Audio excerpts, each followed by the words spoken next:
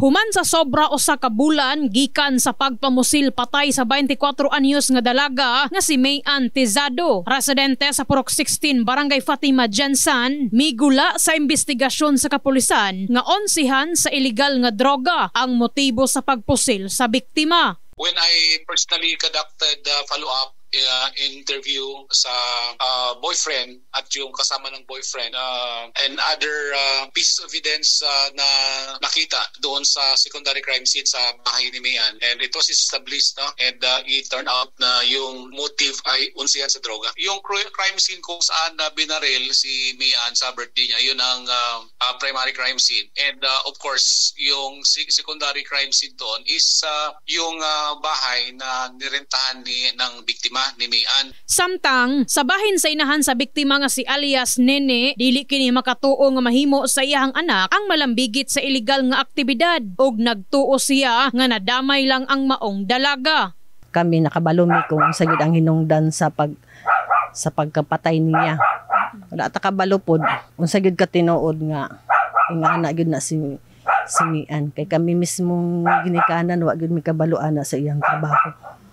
Nga ingana dahil na siya involved dahil na siya sa ingana. Okay. Mas kung sa kami, kita man na mo siya diri, Biyernes, Sabado, Domingo, naagi na siya diri. Di ka tuuhan diba? Nga ingana mahitabo sa iya. Nami na kuan ba na sa taga na nadunggan nga involved lang siya. Dili siya as in siya gyud. Kumbaga damay lang. Gibot siyag sab sa inahan ngatol sa ilahang pagsulod sa boarding house ni Mayan, kuyog ang kapulisan ug opisyal sa barangay. Aduna sila'y nakita nga dahon sa marijuana. Tungod sa maong panghitabo, hugot nang ginabawal sa tag-iya sa boarding house ang pagpasulod sa bisan kinsang tawo. Ang ako ginabawal na ako diri ma'am kanang mga bisita nga may curfew or manggo diri sa ako among kwan. Tapos so to wala naman agadto diri ang mga kwan. Pwede kong mga family pa nila, pwede magtulog. Pero beside mga barkada dili. It appears that around 9 p.m.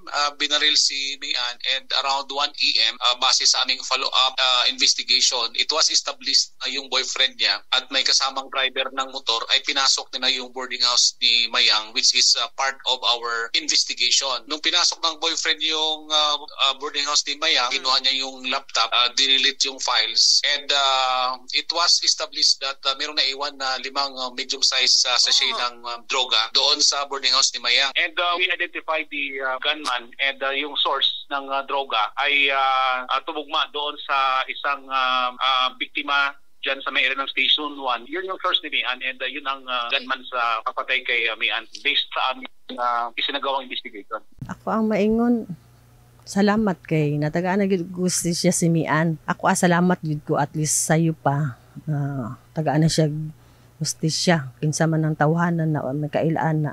Amo alang pod kung kinsa man po ng mastermind. Ako kung kinsa man kang tawhanan nagdamay-damay kay Mayan. Sakit sa amo ang part nga naingana siya kay nganong ingana lang kasayon gikuha nila ang kinabuhi ni Mayan. Babae pa siya. Gamay-gamay nga taon tapos giingana lang nila. Kahinumduman, Mayo 14 sa gabi atol sa iyahang birthday, gipusil patay ang dalaga, samtang pauli na kini sa iyahang boarding house sa Purok Tomasa, Barangay Kalumpang. In the heart of changing lives, kini sa Brigada Enemy Mugpon, Brigada News.